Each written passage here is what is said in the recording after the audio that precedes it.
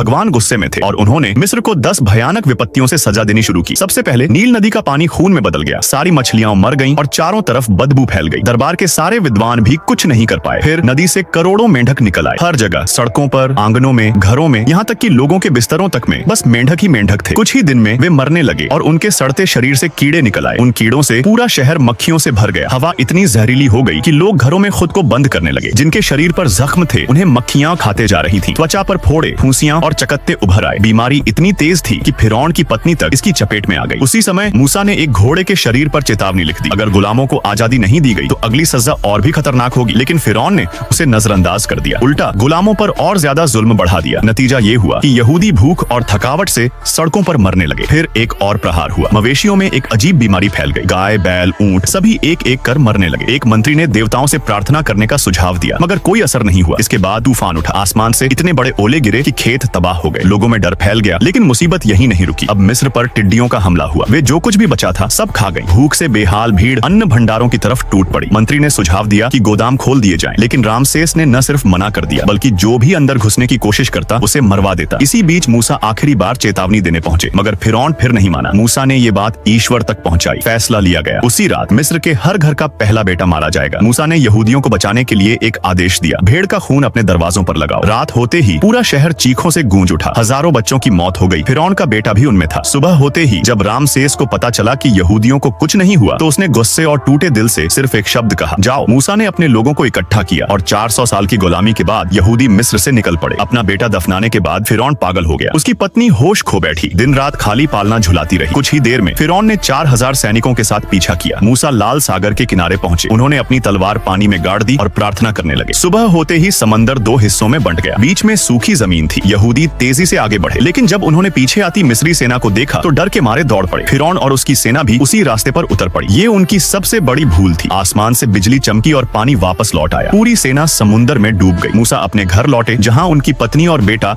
उनका इंतजार कर रहे थे।